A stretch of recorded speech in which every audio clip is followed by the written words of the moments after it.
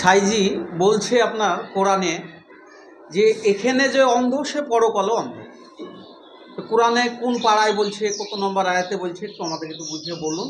হ্যাঁ, আমি এখানে তাকে চিনব কিভাবে?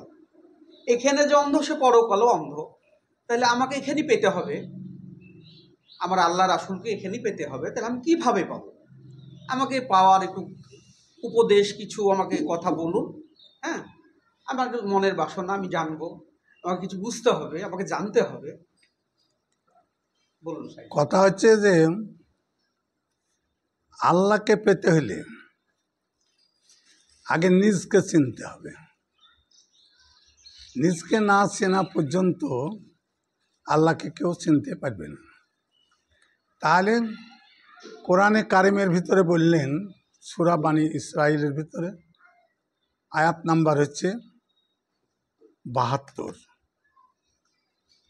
আয়াতে কি বললেন? আয়াতে বললেন যে মানকানা হাজেহি আমা ফা ওয়া ফিল আখিরাতি আমা ওয়া দালুস সাবিলা। তার মানে এখানে যদি কেউ অন্ধ থাকে, কাল কিয়ামতের দিনেও সে অন্ধই উঠবে,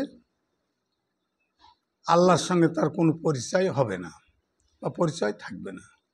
সে যদি ডান দি, বাঁ দি, সামনে দি, পিছন দি, আল্লাহ যদি কয় একবার যদি ঘোরাঘুরি করে, তবু চিনতে পারা যাবে না যে এটা আল্লাহ। তাহলে কি বলল যে মান আরাফা নাফসাহু ফাকাদ আরাফা রাব্বাহু আনতা আব্দুল্লাহ কায়ানাকা তারাহু। তার মানে নফসের সঙ্গে যার পরিচয় হয়ে গিয়েছে, তার আল্লাহর সঙ্গে বা স্রষ্টার সঙ্গে তার পরিচয় হয়ে গিয়েছে। তাহলে পরিচয় করতে হলে আমাদের পীর মাশাইদের কাছে যেতে হবে, সামক্য গুরুর কাছে যেতে হবে। এইবার গুরুর কাছে যাওয়ার পরে আধ্যাত্মিক যে সচেতনা, এই আধ্যাত্মিক সচেতনার দেশে আমাদেরকে যেতে হবে। তাহলে এই দেশে যেতে হলে তাহলে এবার গুরুর কাছে যেতে হবে। তাহলে গুরু কি বলছে সেটা জানতে হবে। তাহলে গুরু কি বলছে? গুরু বলছে যে হে মানুষ, তোমাদের কাছে আছে, তোমাদের কাছে আছে, তাহলে তোমরা তাকে কিভাবে চিনবে? একজন মহামানব বলছে যে মূলাধারে আছে কুলকুণ্ডলিনী, তাহারে জাগায়ে উঠাহ এখনই, শতচক্র ভেদে চলো নির্বিবাদে, প্রাণায়াম সাধো দ্বিদালে। এই যে কথাটা, তাহলে মূলাধার কাকে বলে জানতে হবে, শতচক্র কাকে বলে জানতে হবে, সে মূলাধারে কিভাবে আসে তাকে জানতে হবে। তাহলে আল্লাহকে চিনতে লাগে নিজকে চিনতে হবে, আর নিজকে চিনতে গেলে পরে আগে সত্তার সঙ্গে পরিচয় করতে হবে। তাহলে সত্তার সঙ্গে পরিচয় করলে না তার সঙ্গে পরিচয় হবে। তাহলে আমরা কি বলি যে জগৎপতি। তাহলে জগৎপতির সঙ্গে যখন আমরা সাক্ষাৎ দেখা এগুলা করব, তাহলে আগে কার সঙ্গে দেখা করতে হবে? তাহলে জগৎপতির সঙ্গে দেখা করতে হলে নিজের সত্তা রতির উপর আগে লক্ষ্য করো। নিজের সত্তা রতির উপর আগে লক্ষ্য করো যে রতির সত্তা কিভাবে তোমার কাছে আসে, আর সে কখন থাকে না, কখন কোথায় যায় আসে, এগুলো সামক্য গুরুর কাছে বসে বসে আগে ট্যারিস করো।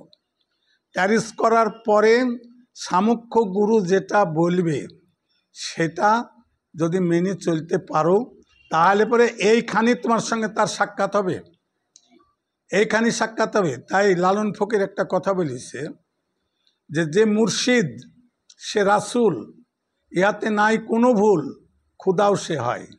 লালন কয় না এমন কথা, এ কথা কোরআনই কয়। তাহলে কোরআনে সূরা কাহাফে বললেন যে মাইয়া দলিল ফালান তাজে দিল্লাহি ওলিয়াম মুর্শিদা। তাহলে আগে চলো আমরা মুর্শিদের কাছে যাই, আগে মুর্শিদের কাছে যাই। তাহলে মুর্শিদের কাছে গেলে পরে মুর্শিদকে যদি কেউ রাসূল রূপে মেনে নিতে পারে, তাহলে রাসূল রূপে মেনে নিতে পারলে সে কিন্তু ওই দেশে যেতে পারবে, নচেত পারবে না। তাই জাহেরে হচ্ছে রাসূল, আর বাতনে মানে গোপনে হচ্ছে আল্লাহ। যেমন একটা ফুল, ফুল কিন্তু চোখে দেখা যায়, হাতে তুলে নেওয়া যায়, কিন্তু ফুলের যে একটা গন্ধ ঘ্রাণ, এটা কি চোখে দেখা যায়? এটা চোখে দেখা যায় না। তাহলে এটা ওই ফুলের গন্ধের মতো আল্লাহ। তাহলে আল্লাহকে চিনতে হলে আগে মুর্শিদকে চিনতে হবে, আর মুর্শিদকে চিনতে হলে পরে রাসূলকে চিনতে পারবে, আর রাসূলকে চিনলে পারেই তুমি আল্লাহর দরবারে পৌঁছে যাবে। তার জন্য আল্লাহ রাসূল বলেছে, কি বলেছে, যে এই ভেদাভেদ জানতে লাগে কিছুদিন মুর্শিদের বাড়িতে যাও আসা করো, মুর্শিদের সঙ্গে আগে সম্পর্ক করো, সম্পর্ক করলে পারে তবে গানা বুঝতে পারবে, নসেদ বুঝতে পারবে না। তাই সিবগাতাল্লাহি মান আহসানু মিনাল্লাহি সিবগাতাও, কি বললেন কোরআন?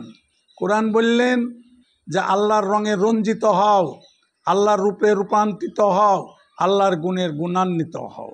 তাহলে আল্লাহর রূপে রূপান্তরিত হতে হলে তাহলে এই রূপের ভেদাভেদটা কোথায় পাওয়া যাবে? সেটা পাওয়া যাবে সামক্ষ গুরুর কাছে, বা হক্কানি আলেমের কাছে, কামেল মুর্শিদের কাছে। তাহলে চলো আমরা সেই কামেল মুর্শিদের দেশে যাই। কামেল মুর্শিদের দেশে যাওয়ার পরে যখন আমরা ওই মুর্শিদ আমাদের যখন এই রতি সম্বন্ধে আমাদের যখন জ্ঞান দেবে, তখন আমরা সেই জ্ঞানের জ্ঞানী যদি হতে পারি, তাহলে আল্লাহর রঙে রঞ্জিত আমরা হতে পারবো, আর আল্লাহর রূপে রূপান্তরিত হতে পারবো, আল্লাহর গুণের গুণান্বিত হতে পারবো। কিন্তু সে আল্লাহর গুণে গুণান্বিত হতে হইলে শোনা, আগে নিজের দেহের যে ময়লা মাটি কুটি নাটিগুলো, এগুলো কিন্তু সম্পূর্ণ পরিষ্কার করতে হবে। পরিষ্কার করার পরে কেনা তারপরে যদি তোমাকে ধরা দেয়, নসেদ ধরা দেবে না। তো চলো যাই আমরা সেই মুর্শিদের কাছে। মুর্শিদ কি বলছে দেখি। মুর্শিদের দেশে চলো। অচিন দেশ, শোনা, ওটা চীনা দেশ না, অচিন দেশ। তাহলে অচিন দেশে যেতে হলে অচিন মানুষ ধরতে হবে, আর অচিন মানুষ যখন আমার খবর দিয়ে দেবে, তখন আমি তার খবরটা পেয়ে যাব। তাই লালন সাইজি আরও একটা কথা বলিছে, কি বলিছে? ও যার আপন খবর আপনার হয় না রে, আপনারে চিনতে পারলে রে পাবি অচেনারে চেনা, যার আপন খবর আপনার হয় না। তাহলে চলো আগে আপন খবর করি, আপনাকে আগে চিনবার জন্য চেষ্টা করি। চলো আমরা সেই পীর মুর্শিদের কাছে যাই।